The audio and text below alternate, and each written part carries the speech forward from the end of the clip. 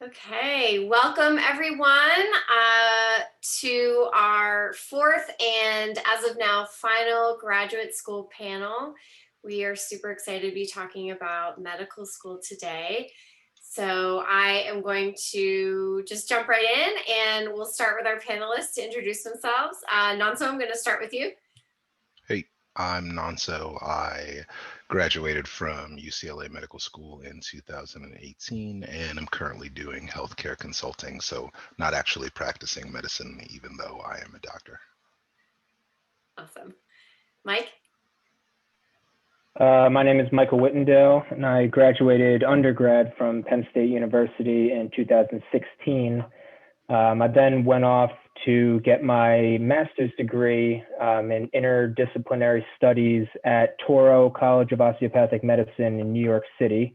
That was a one-year program, and then I eventually went off to Edward Via College of Osteopathic Medicine, where I'm at right now, and I'm currently a second year.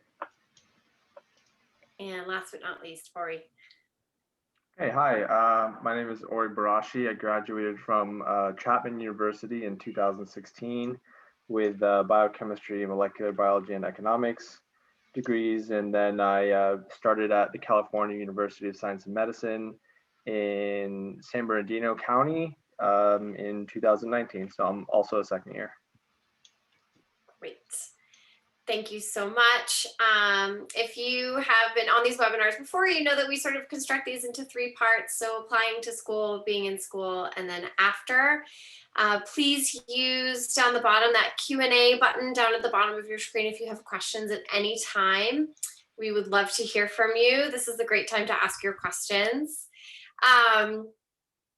And if we don't answer them today, feel free to reach out to us. I will give you my email again at the end, but you can contact me. It's clientservices@esmprep.com, and we'll be glad to answer that. So we will jump right in. So I would love each of you to go around and tell us what it was like when you were thinking about going to med school, what's needed to apply, just a quick sort of wrap up, because a lot of people can take different paths to get to medical school. So Ori, I'm going to start with you. Okay, well, I've known that my path was going to medical school since definitely at some point in high school, maybe even previously in middle school. The path that I took was somewhat conventional. I went to undergraduate, I graduated with bachelor's, and then I started applying to medical school. I did take some gap years, which is getting more common these days, to take minimum one up to several gap years, either to work, get another degree, etc. So I ended up taking 3 gap years. So I graduated in 2016. I took some time to study and take the MCAT. I worked for a while, and then I applied to medical school and started in 2019. Great. And if you could speak a little to what it was that you needed in order to go to medical school. That's okay. So to get in, there's a lot. It's such a it's so multifaceted. So you definitely need strong grades and a good MCAT score. Those are definitely the top 2 things. There's also a lot of other experiences that you need. Clinical experience is shadowing. So I did some shadowing. I also volunteered in a hospital. You also need volunteer opportunities. So you can either mix those, volunteering in medical facilities or volunteering for other things. Work experience is good. Research experience is pretty important. Whether or not you get your name on a paper, obviously that's ideal, but it's not required. So those are a lot of the things. Obviously, building good relationships with college professors to get letters of recommendation. The medical school application is like an entire book long, with essays and letters of recommendation, and talking about all of the experiences that you think make you eligible to be a medical student, essentially. Awesome, thank you. Nanso, same question. Hey, yeah, so I'll talk just briefly about my personal journey and then kind of break down what is like a must-have and a nice-to-have. So for me personally, I went to undergrad for 5 years, actually. I studied biology and neuroscience, and then, took the MCAT, applied to a bunch of different schools, had my letters of rec. I did take a year off between graduating from undergrad and actually going to med school. I kind of did this program that was similar to Teach for America. We were starting a new charter high school in the Newark, New Jersey area. So that was kind of my service and volunteer work piece. So that was just my personal journey. I didn't take any more time than that, but as Ori said, many people do, and there are also people who don't take any time. So as far as what you need to get into med school, you absolutely need to take the MCAT. It's not a negotiable piece. You have to have strong grades. That's not a negotiable piece. You need letters of recommendation, not a negotiable piece. And then there are a variety of class requirements that they call the sort of pre-med track, where in order to get into any medical school, there are some common courses that you have to take. Organic chemistry is on there. There's a variety of biology and physics courses on there. I don't know the full suite, but that information is pretty broadly available. And that is also not negotiable. From there, Ori is right. Like, the more stuff you can do to prove two things: that you are, one, for sure interested in medicine, because it's not an easy career path, it's long, and admissions groups want to see that you are dedicated. And so insofar as you have clinical work or research or something in the healthcare field, whether it's additional work or volunteer time or whatever it is, to show that you're really dedicated to healthcare, that's very helpful. Then the more impressive, the better, as with most things. So yeah, if you can do research and get your name on a paper, that's great. If you can go do the Peace Corps and do a lot of like healthcare service work in the Peace Corps, that's great. Like, whatever it is, just show that you're dedicated to healthcare specifically. And then also, admissions groups like to see that you are just interested and passionate about things broadly. So even non-healthcare stuff, like if you want to go do like I did a year volunteer program doing teaching stuff, right? Like, there's some education overlap with med school and medicine, but ultimately what I was doing had nothing to do with healthcare, but that was still a big selling point for my application profile. So I would just say that, a lot of folks kind of, I think, focus a lot on what their major is or what their experience is. And I would say that, you want to show that you're dedicated to healthcare, but it's as important to just show that you're a dedicated, interested person that has follow through,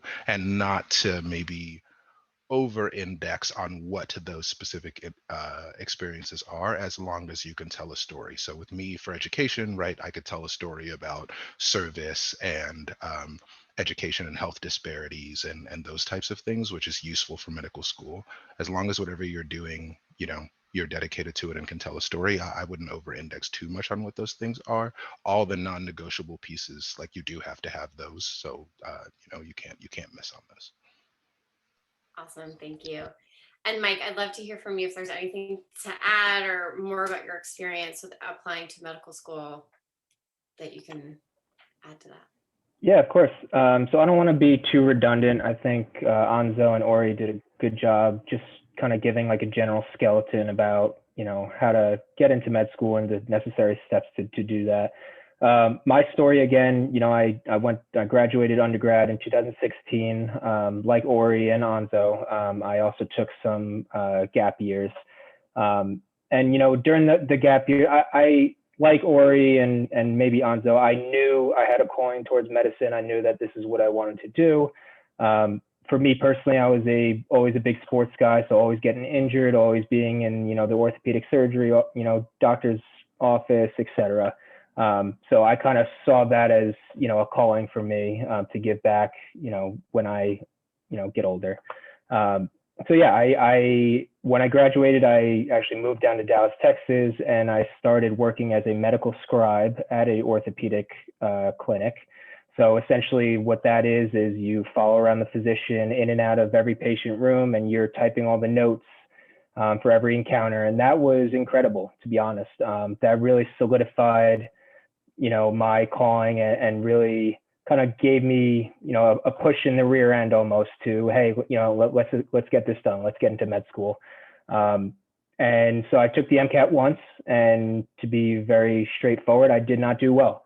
And that's okay. And so what I did is I did another year working as a scribe, took the MCAT again, And guess what? I got the same exact score, not well. So, I was bummed out, and, I kind of saw my whole dreams crash, before me. But very kind of late in the process, I saw an opportunity to complete a master's program at a med school up in New York City.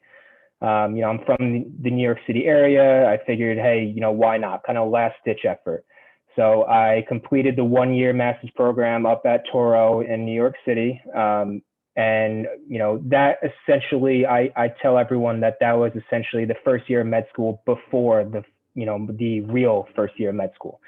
So I was in the same classes as the first year med students, taking the same exams, et cetera. And looking back, it was very expensive, but it's what I personally had to do to get into med school. And to be honest, I wouldn't change it for the world. I feel like I had a leg up once I actually got into med school in the first year because, I learned everything the year before. So once I completed the master's program, I ended up getting accepted into Toro in New York City, as well as a couple other schools. I eventually picked VCOM in South Carolina, where I'm at right now, and the rest is history. So, not very traditional, but I hope that kind of gives you some comfort. Maybe, if you aren't very good at standardized tests, or you don't really have an extensive research background, et cetera, you can still get it done. And, I'm not going to lie, it takes a lot of perseverance. You really got to want it. And it's going to take a lot of time and effort to do, to get where I'm at right now, and where, Ori's at right now, and where Anzo was. So, the path is not for everyone, but I'm telling you that, if you hit a couple speed bumps in the road, not to worry. Don't let that kind of discourage you from chasing your dreams, and keep on pursuing. Everyone has a different path to get into med school.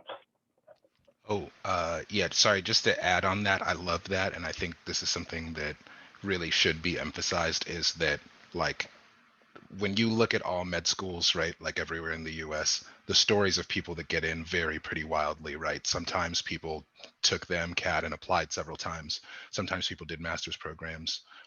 Some of my classmates at UCLA were in their 40s, right? They had whole careers first and then did other stuff. And so, I will say that I think when it comes to thinking about med school and going through the application process and what you need to apply, just don't get discouraged with how difficult it is. Whatever happens to you in your process, like, there is a path forward and there is a way to do that, and there is no one size fits all story, no matter what anyone tries to tell you. And real quick, along those lines as well, to be honest, when applying for undergrad, when applying to grad school, med school, whatever it may be, you need to sell yourself. A lot of people think that you need to stay on the pre-med track and you got to do research and you got to kind of stick to the book. I didn't really do that. I was a kinesiology major in undergrad. I played baseball, so that definitely helped me. They want to see who you truly are, and, your, uniqueness, and, that's all factored in. So yes, back to my story, I didn't do too well on the MCAT, but, VCOM, when they saw my application, they saw, all right, he didn't do too hot twice on the MCAT, but what did he do? He persevered, and he went to, and completed a master's degree, and he killed it in the master's degree. And, looking back at his undergrad resume, he played baseball. He was, he participated in extracurricular activities that, that's truly what makes me, me. And, I always say, or, I have been saying that a lot of times the hardest thing during the whole process is just to get in, because once you're in medical school, you're there for a reason, you deserve it, and all you have to do is just put in the work. But as far as, this might be a great segue, but, as far as getting into med school, a lot of it's just kind of jumping through hoops and, filling out the applications, getting the letters of rec, doing the standardized exams. It's a lot of different stuff, but, organize it, get it done, and be true to yourself. And, if you do get an interview at a medical school, show who you are, like, be unique, be yourself, because that's what they want to know. Awesome. Thank you.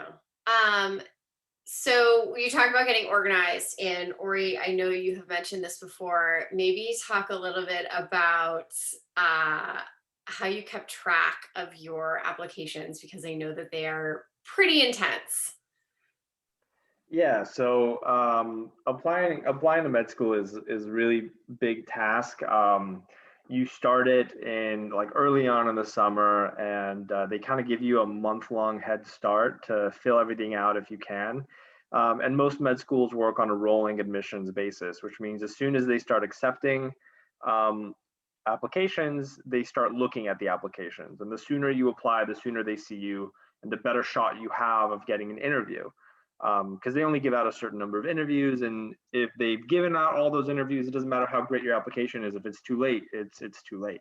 So one of the big parts of applying to medical school is choosing which medical schools will see your applications, and that factors. There's so many factors into that. It's what kind of school you want to go to, where you want to go, how much it costs to go there, and also each application you send costs money as well. So that's a huge factor. And the way I kept track of it all, and the way I decided who I'm going to send my application to, is with Excel sheets. So I wrote down the schools I may be interested in. There are services that kind of help you filter it out. And then based on those, I started to narrow it down, how much it costs, what kind of school it is, location, how many letters of recommendation they need, which is important, what kinds of letters of recommendations they want. Like they say, if you guys are able to ever be fortunate enough to go to a medical school interview, they often say, when you've seen one medical school, you've seen only one medical school, because each one is very unique. And that starts at the application process. Every school wants a different number of letters of recommendation, and maybe from different types of professors or people, supervisors, etc. So it's really, really important to stay on top of what each school wants, and not to send them the wrong information or the wrong essays. So I kept track of all that with spreadsheets. And I think it really helped me. It took some time, obviously, to build it, but once I had my selection of schools, I knew exactly what they wanted. It helped me streamline the rest of the process. And getting applications in early is very important for med school. Awesome, thank you. So, Mike, I know you are in DO school. Could you talk about what that means a little bit? And we do have a question from a panelist. We are just going to get to that in just a minute. So Mike's going to talk about DO school, and then we'll get to talking about fields of medicine, which I'll have Nonso answer. So Mike, go ahead. Yeah, of course. So let me just touch up on that. So in layman's terms, doctors or physicians, you can be an MD or an allopath, or you can be a DO or an osteopath. Two routes, MD versus DO. There was, historically, there was some stigmas about DOs and how, they're not up to par with MDs, et cetera. But nowadays they are, right up there, same exact thing. And they're becoming more popular. And I'm sure some of you guys even have DOs as physicians of your own. The difference, to be honest, the major difference and how they sell you for DO school specifically is it's a different approach. So they approach things in a holistic manner.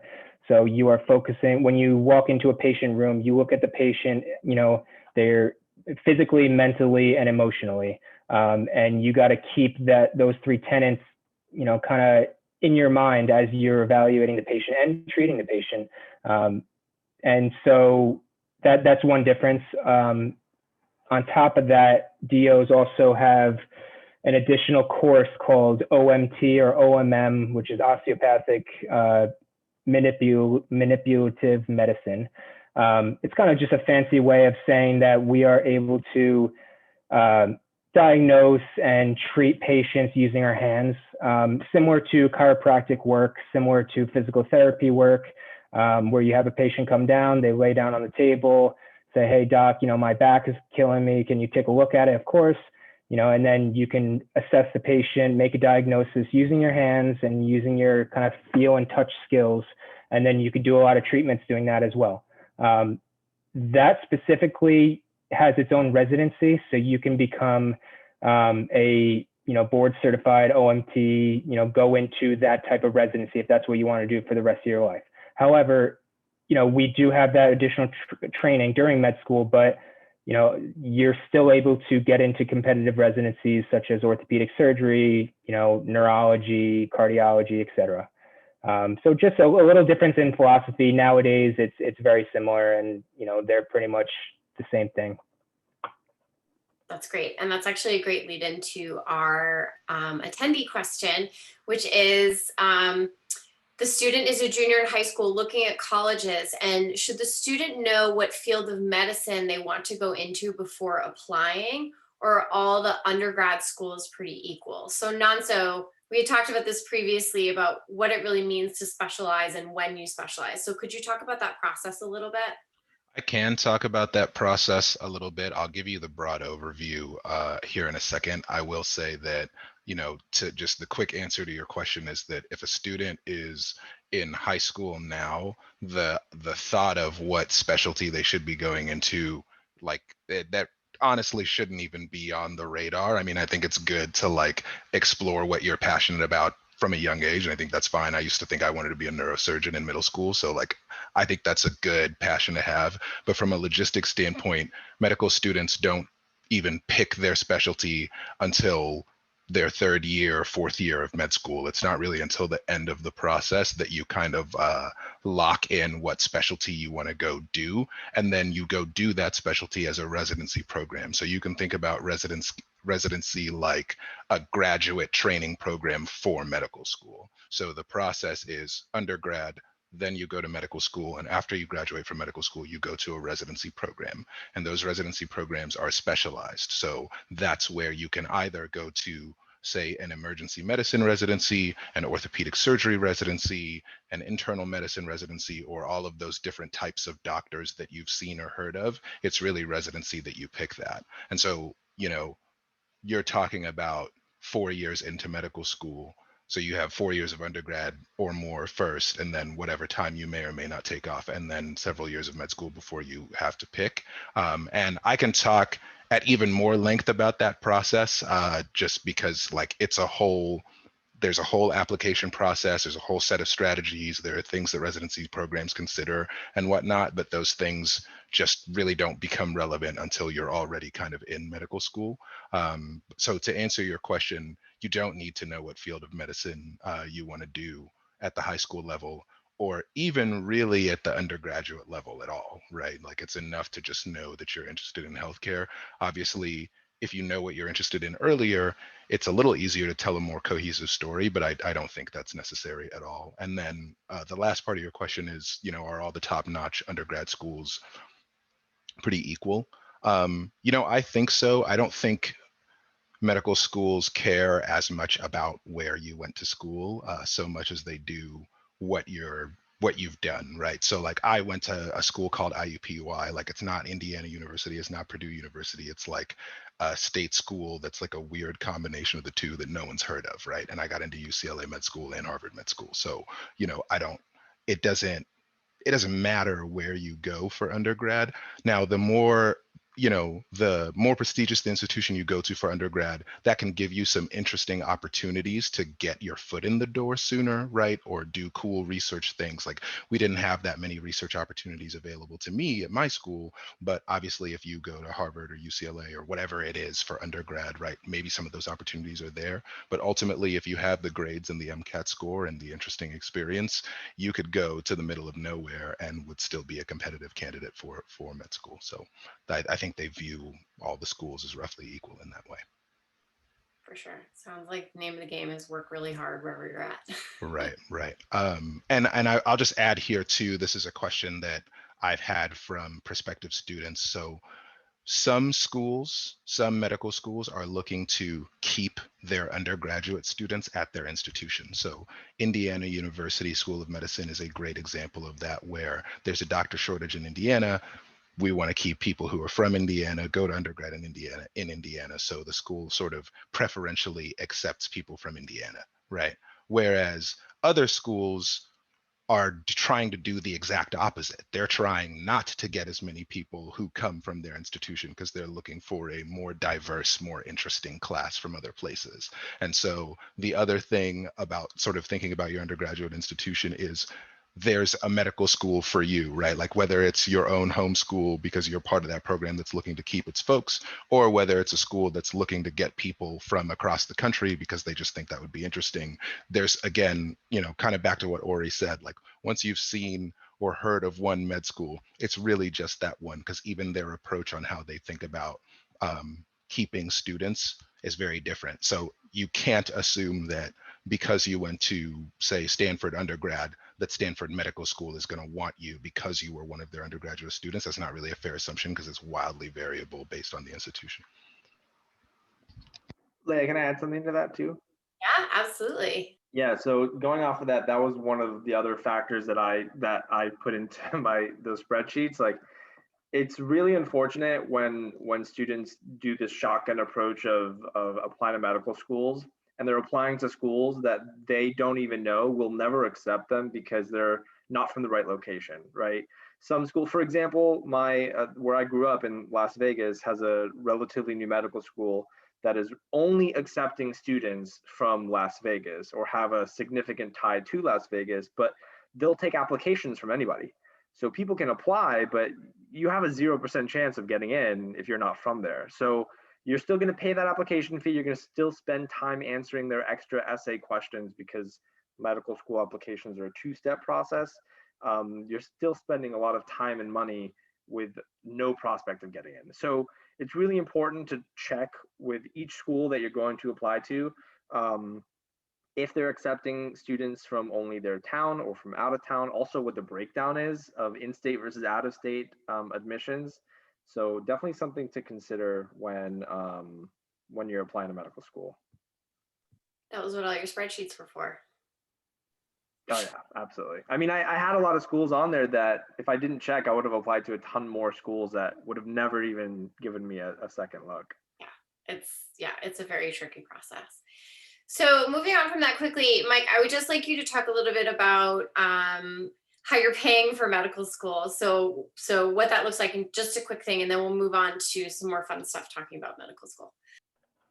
Yeah, of course. I'll try to condense in a little bit because it could be a lot, but it's inevitable. Med school is not cheap. Don't quote me, but I've heard stories of med students coming out of school with anywhere from $200,000 to $500,000 in debt, and that's a lot for a young kid or upper 20s kid, 30-year-olds. That's a lot, but that's real, and that's scary.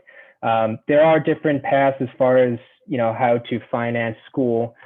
Traditional one is taking out loans, but again, that's your decision whether you want to take out those loans or not. I kind of went a different approach. So I found an opportunity through the military, and it's called HPSP, or Health Professions Scholarship Program. And they have it with medical school. They have it with a lot of grad schools, nursing school, dental school. And essentially what happens is you are commissioned into the Army, into the Navy, into the Air Force, whatever branch you may choose. And they pay for your 4 years of med school. So that is tuition, that is any books, that is any board exams, that is essentially anything. They give you a monthly living stipend to pay for your rent and to pay for food. They pay for everything. So they do that. And then the catch is that you have to give them years back. So traditionally they pay for 4 years and you give them 4 years back. And so for me personally, I was always interested in the military. I knew that, I had a calling for medicine. So I chose the medicine route, and then, here I am today, and I was commissioned to the Navy in November. And I'll be serving as a Navy physician upon graduation. And so, obviously that's a financial benefit, but I would just tell you, if you say, oh, that sounds great, let's definitely going to do it, take a step back. If finance is the only reason why you choose this route, then I would suggest against it. You are selling your soul to Uncle Sam, and you are a pawn in the system. So they will tell you where you are stationed afterwards. They will tell you, which hospital you're working at. They will, that you're a pawn in the system. However, you do have incredible opportunities. You will be able to work with military individuals. You will have that discipline. You will get that opportunity to travel the world. I picked the Navy because I enjoy water and I enjoy boating. And so that kind of gave me the best of both options there. So just definitely, once again, just take a step back. It's scary thinking about the amount of debt that a med student may come out of school with, but just know that there are other routes available if you look them up. And just another one off the top of my head, there's similar to the military, but instead of you serving in the military, you serve in a underserved rural area where there's physician shortage. So for instance, just kind of a random place, let's say in the middle of Kansas. And some people enjoy that, and I know students that have gone that route. So they were paid by the government for med school, same thing, but upon graduation, they will be working in an underserved rural area, for the next 4 years after med school as well. So there is hope, and you don't have to swallow that $500,000 of debt. Hey, just really briefly, those are opportunities, and there are tons of other scholarships through private groups as well that look for a variety of different demographics. There at some point were a bunch of scholarships for women, there are a bunch of scholarships for minorities, that sort of thing. There are government programs, state programs, like Michael just mentioned. And the last thing I'll just say is that even if you decide to take loans, every single one of the types of agencies that I just mentioned or Michael mentioned have strategies for repayment afterwards as well. So if you work in an underserved area afterwards, then they will help pay your loans. You can always join the military later as a physician, they will help pay your loans. And so there's even if you decide, hey, I don't want to do any of these other things that will cover it up front, on the back end, there's tons of loans forgiveness available to you when you're done. Awesome, thank you. Okay, so we'll move into our second piece. That was amazing. There's so many complicated pieces to applying to medical school, but you're there, you're working. Ori, what's fun about being in medical school? I know you're starting to study for your boards, which is not super fun, but tell us about what is fun. I actually like it. I think that the hope is that if you're a medical student or you're a pre-med student and you're just itching, you have this drive to be a doctor and you want to go to medical school because you want to learn medicine. And a lot of students, unfortunately, do burn out, and it's not what they expect. But if this is right for you and you enjoy the study of medicine, then you're going to love med school. That's exactly what you signed up for. I enjoy studying for medical school, and it depends. Again, every school is different. So Mike might talk about this, but it's very interesting. We're both M2s. We go to different types of programs on different sides of the country, and we also have different grading systems. So a lot of schools are moving to a pass-fail system for at least the first 2 years of medical school to relieve that stress. And I'll tell you, it's definitely worked for me in my school. I don't like stress. Some medical students do, believe it or not, but I don't. And so I take full advantage of the pass-fail system, and you don't have to work anymore for the A like you do in undergraduate. You don't have to study solely for a grade. You have the opportunity to study because you're going to need this information as a future doctor. And that's why I enjoy it. I also have the luxury of free time and a life. I mean, not right now because I am studying for the boards, but previously, I have time for a life and whatnot. And one of the things that we talked about that I didn't like going into medical school is the constant analogies that I'm sure even pre-med students here of drinking through a fire hose. And I didn't like that because that gives the implication that it's impossible. And it's definitely not impossible, unlike drinking through a fire hose. So the analogy that I saw on some article right before I started medical school was, it was a pancake analogy, which is great because I love pancakes. And it's essentially that every day a set number of pancakes is added to your plate. Call it 3, 5 different flavors, whatever. You can make the analogy best for you. And your job every day is to finish those pancakes. If you stay on top of that, then you won't have a stack of pancakes at the end of your schooling, at the end of your exams, right? You'll be done, you'll be prepared, and you'll be ready to go. The moral of the story is medical school kind of feels like a constant cram for the entire course, but it's definitely doable. And if you stay on top of your work, you'll do just fine. You'll be able to have a life outside of school. You hopefully won't burn out, and it's absolutely manageable. That's great. Thank you for including the pancake analogy. You know that I love it. I know. I use it in my own life too. Nanso, tell us a little bit about what was fun for medical school for you, having gone through the whole thing. And you're muted. There you go. I'm muted. Yeah. Hey, so I think the two most fun things about med school, I grew up mostly in Indiana, and then I spent a year on the East Coast before going to UCLA. And UCLA is like this like research heavy, academic powerhouse institution or whatever. And so, I got to just meet a ton of really interesting, cool people, and like that for me was like a massive part of the experience. Some of my best friends and the people that'll be at my wedding and stuff are people that I met in med school, and they're people who have such wildly different experiences from how I grew up, who have different interests and all of those things. And so I think that was probably my favorite part, is just meeting all of these people that are so different from me, but we sort of have a shared interest in learning, a shared interest in taking care of people and in the science and stuff. So I thought that was fun. And then, not to get too cheesy or corny, but everyone, hopefully to some degree, that goes to med school is like interested in helping other people, whatever that means to them, right?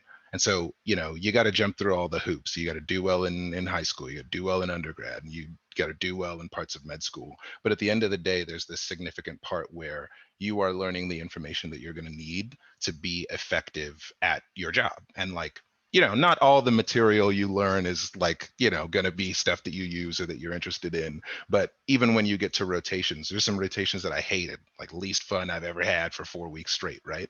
But there are rotations that I had that also changed my life, right? And I had these really rich, robust patient care interactions, and I learned a ton and got to be a part of, people's special moments and stuff. And I think that fulfillment that you look for when you go into medicine, like that's part of the med school experience too. And I know these guys are in the first 2 years, but I'm sure they've had patient interactions like that already on a volunteer basis or whatever. And then when you're in the last 2 years of med school, you're mostly in rotations and you get to see some of that as well. So that'd be the other thing I would say that was fun about med school. Awesome. Thank you.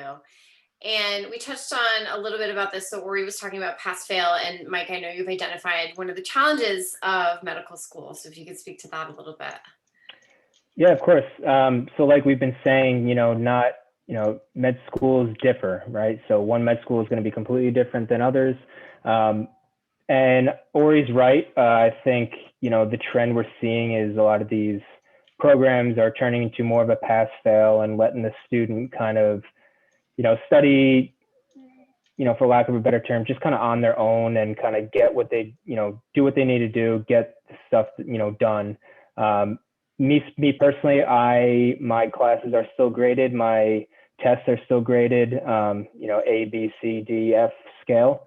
And yeah, it might be, not the most fun thing in the world. It definitely kind of induces a little bit more anxiety, going into an exam that is going to have an impact on your grade and on your GPA, and you kind of fall, the domino effect. If I fail this exam, I'm not going to get into the residency I want, blah, blah, blah, blah, blah. But, a little anxiety is good. It's kind of like a push in the rear end. It keeps you going. It keeps you on track. And I like that discipline of it. And also, not for nothing, but hey, everyone has been there where they haven't done well on any type of exam, and that will continue in med school. So, if I have an exam, let's just say in renal block, about the kidneys, and I bomb it, I don't do well. instead of just say, hey, you passed, great, but that pass could have been a 70. You could have not done very well and you wouldn't have known. So I like that aspect. It keeps me going. It's the discipline aspect that I enjoy. So it's really not that bad. And kind of what Anzo was referring to earlier, for those who don't know, the first 2 years of med school is the didactics. So that's taking exams, that's going to lectures, etc. Kind of the boring but necessary, that's necessary for building your foundation of medicine. And then the year 3 and 4, that's where you really get to have fun. And that's the real life experiences, that's rotating in hospitals. And that's where the fun begins. That's what you signed up for. Let's put it that way. But the first 2 years is a grind, and whether it's graded or not, you're going to be pushed to your limits, and you really, again, you're there for a reason. So, if you're in medical school, you will get to the first 2 years, whether you're limping out or not. So. That's great. Thank you. And so Nanso, you touched on this a little bit earlier, but a little bit more on how you choose your specialty and what that looks like. And because you spoke about when, but what does that look like and how does it happen? Yeah, so the story is that you kind of go through medical school, like Mike just said, the first 2 years are kind of more in the classroom. You learn some of your clinical skills, and then the last 2 years are residence or rotations. And so in those last 2 years, you get an opportunity anywhere from 4 to 12 weeks, depending on the school, for a bunch of different specialties to kind of rotate around. And medical schools, are standardized to some degree. So there are some rotations. Everybody has to do a pediatrics rotation, for example. But as you go through those rotations and, get graded or evaluated and talk to clinicians and stuff, the way it's supposed to work theoretically is that you're using that opportunity to figure out exactly what specialty you want. And then sort of in your 4th year of med school, there comes a point in the fall of your 4th year where you kind of apply to residency programs. Now, residency programs, the application is somewhat similar to the application for med school, right? You will have taken 2 or 3 board exams by the time you're finished with your med school career. So you have to do well on those, right? You need letters of recommendation from clinicians that you've worked with throughout medical school. So you got to do that too. And then, the more extracurriculars, if you could find time to do that, or research or whatever you can have in med school, you got to have that as well. And so you put together this application in this digital system and then send it out to all of these academic residency programs in whatever specialty you're interested in. Technically, you can apply for more than one specialty, but depending on what you're trying to do, sometimes that's encouraged, sometimes it's not. It depends on how competitive you are. Ultimately, you send out these applications, you go on a series of interviews, and then in the early springtime, you'll submit what's called a rank list. And so you rank all the programs that you interviewed with in order of preference. The programs do the same thing for the students that they interview. And then you get this thing called match week, where at the beginning of the week, you find out whether you got in somewhere or not. And then at the end of the week, you get an envelope that tells you where. You don't get to pick. It's just, there's an algorithm that's kind of like a sorority match, like a sorority selection, where it's, you could very well end up at your rank 15 program if you went on 15 interviews. It's definitely possible. And so that's kind of what the process looks like broadly. There are a lot of nuances to the process, because different specialties are more competitive than others, different locations are more competitive than others, different institutions are more competitive. How you decide what specialty you're interested in varies from person to person. I know people who picked 2 or 3 weeks before residency applications were due. I know people who entered medical school who knew what they wanted to do. So that's kind of all over the place. The thing I will say is that if you are interested in a really competitive specialty, right, and you know for sure that you're interested in it, or you're 90+% sure, from the day you set foot in med school, if you want to do something that's really competitive, it is helpful to you to try and show the world that you are interested in that. So that might mean reaching out to faculty at the school that you're going to ask whether they have any projects you can get on. That might be finding any, outside organizations that work in what you're trying to do, right? So I know folks who have reached out to Smiles for Kids because they wanted to do pediatrics and that sort of thing, right? Whatever it is, go find a mentor in it as soon as you can. Go do research in it, go volunteer in it, go work in it, and show your interest, because just, the story is a little bit different when you're in med school, where if you're trying to do something competitive like plastic surgery, for example, a plastic surgery residency program is going to want to see that you are proving that you are dedicated to plastic surgery and that you know what the job entails, what the different options are, and have a sense of what kind of career you're trying to build.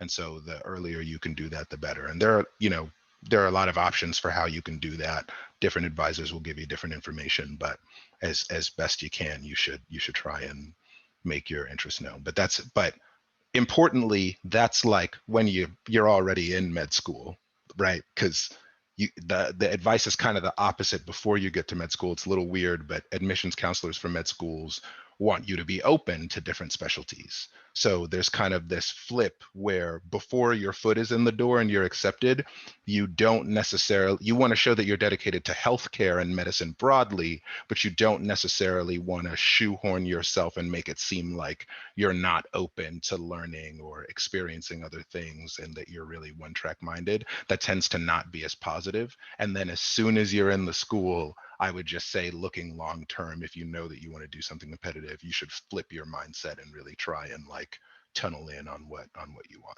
But if you don't know, that's also okay. Like, you do get the opportunity to explore and figure it out. I don't want to make it sound like, the day you walk in, you have to know. That's not necessary. It's just the earlier you decide on something that is competitive, the better, for you getting into where you want to go.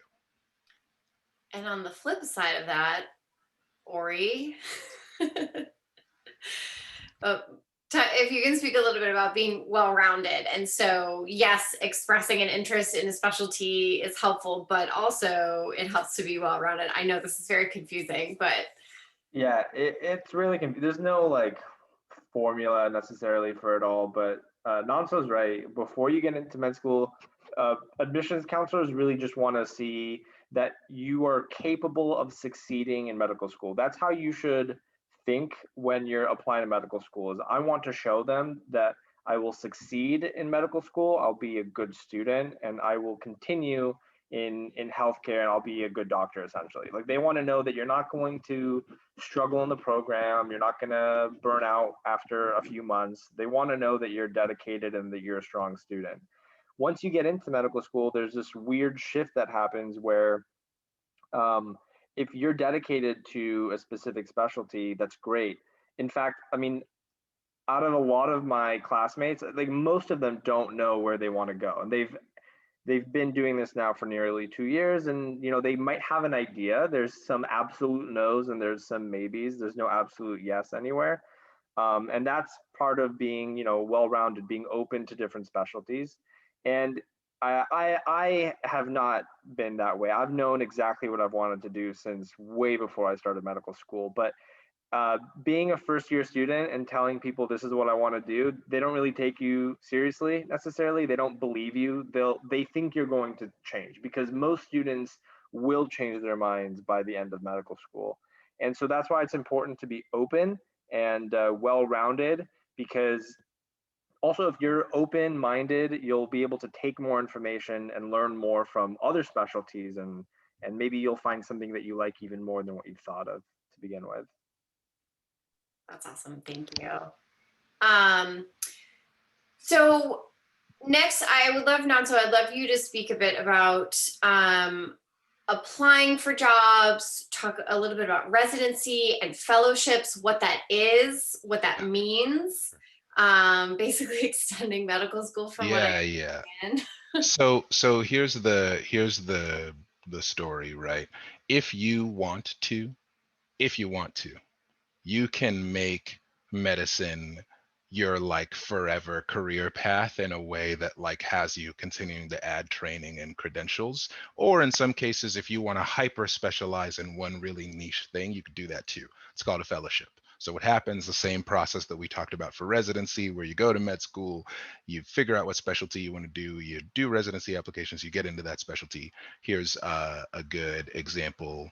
If you do emergency medicine, right? So then you do emergency medicine. It's like a 3 or 4 year specialty residency program, depending on where you go. And when you're done with residency, you now have a license to practice medicine and a license to practice whatever your specialty is specifically. So you can be you have a license to practice emergency medicine. If I then decide that I want to only do pediatric emergencies, then I can go through a similar process like I did to get into residency, but like for people who are already finished with residency, and it's called a fellowship. So, you know, residency is quote unquote graduate school for doctors. Fellowships is graduate school for people who already are doctors and finished residency, right? So it's like that next step in training. And that process has a match process. You need letters of recommendation. It's all the same sort of, it's not exactly the same, but it's kind of a similar process where you are applying for yet another like sort of position at an academic institution to train you. And there's all sorts of fellowships for different residency programs. So emergency has pediatrics, you can do education, you can do aerospace medicine, you can do deep sea medicine, like, you know, you can specialize however you want. Internal medicine is really interesting because you can go into a variety of different specialties. You can be a GI doctor, cardiologist, et cetera, et cetera. So that's what fellowship is.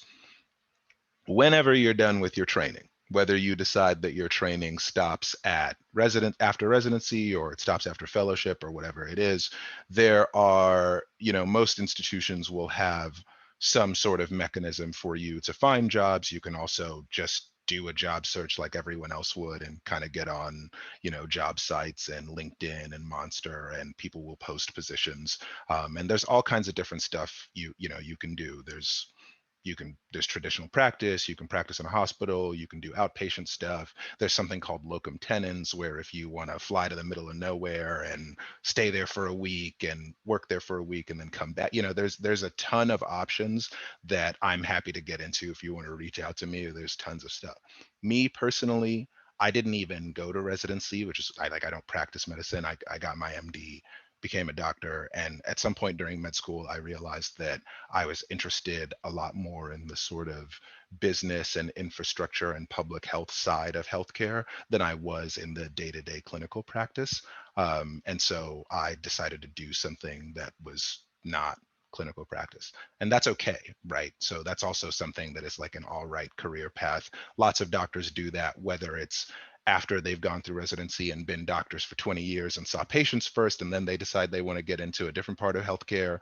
Some people decide that right after med school. There are tons of options that are available to you, and tons of stuff that doctors can do besides just seeing patients, right? You can teach, you can do research, you can do consulting, business stuff, investment banking. You know, there's all kinds of stuff. Again, I'm happy to talk more about it offline. Amazing. Thank you. So we just have a few minutes left. So anyone who is at home, if you have questions, please feel free to use that Q&A. But I would love to hear from everybody some last words of wisdom. So maybe something you would tell your younger self or anything like that. So Mike, go kick us off. Putting me on the spot here. I don't necessarily know if this is something that I would tell myself back in the day when I was going through the process, but I don't know, if I were to tell a friend or, a family member that's going through the same situation is, it sounds cliche, but, if you work hard, if you have persistence, if you are dedicated to your craft and dedicated to learning, and that's what being a doctor is, that's what going to grad school is, you are dedicating your life and, the rest of your life to just improving your knowledge on, specifically medicine. Don't get frustrated with the hoops that you have to jump through to get into med school. Prepare early. So if you're in college, I would definitely just familiarize yourself with the process, because it can be scary. And it could just be confusing. So, you know, you need letters of rec and you have to sign up for exams. So just make sure that you have a good grasp of what it entails. And then just dive right in and never look back. You know, if you work hard, you could do anything you want. And, you know, look at me, didn't do well on the MCAT. I had to go a non-traditional route, and here I am. So just keep working hard. And if you want to become a doctor, you can become a doctor. Amazing. Thank you. Nanso? Pick the right school. I think that's like the biggest thing I would say is just pick the right school, which is like that's a big thing. That's like a complicated thing. Schools have different cultures around them. UCLA is super research heavy. They want to turn out doctors, and that's what our director would always say. So they want you to be a doctor and a researcher, a doctor and a teacher. They want you to be a doctor and an MBA, whatever it is. That's the type of like high flying, high achieving person they're trying to turn out. That's just their culture, right? The school in Indiana that I almost picked over UCLA was like hey, I want to be the most compassionate, caring physician I can be. And that's the most important thing. Like all these other things like don't matter as much, you know? So if you want to do research, like go to a research institution. If you're trying to be an education, compassion forward type of person, maybe go to an institution that's focused on that, right? And so just pick the right school and know who you are and really be true to yourself, because the process is long, it is hard, it's very fulfilling and very rewarding, but you know, it's going to be much more difficult if you are at the wrong place for you, or you don't know yourself, or you're not being true to yourself. I think that's like the biggest advice I would give. And then the other thing I would say is just kind of like what Mike said, is like you want to be proactive at every step of the process, right? Don't wait for mentors to come to you. Don't wait until, you know, the application has already been open for a while. Like you want to be as proactive as possible, and that'll really serve you well throughout the process. And there's so many paths. So just like if I did what everyone told me that I should do when I decided I didn't want to go to residency, I don't think I would be as happy and successful as I am in doing what I'm doing now. So just keep in mind that, you know, when you get advice from other people, like there are many different types of doctors who have many different paths, and be true to yourself. That's lovely. Thank you. And Ori, final words. It's really hard to go after those two. I think both they kind of tied everything together. I would say to make the process easier on yourself, find somebody to help you early on. So to help you pick the right school, to help you go through the process of MCAT and applications and pre-med, there's so much. And if you don't know what you're getting into early on, it'll be overwhelming and you'll miss things. So find somebody, whether it's some mentoring service like ESM, or whether it's a mentor who you meet being a scribe or clinical shadowing or something like that. Find somebody who understands you and what you want and can help take you there, and it'll make the process significantly easier. That's wonderful. Thank you so much. Thank you to our panelists. Thank you for those of you who are at home who are with us. If you're watching a recording of this, and if you are at home, please feel free to reach out to me. I would be delighted to connect you with any of our wonderful panelists for if you have further questions. You can email me at clientservices@esmprep.com. Thank you, thank you, thank you, everyone. Super appreciate you. Stay healthy, and we'll speak soon. Thanks, guys.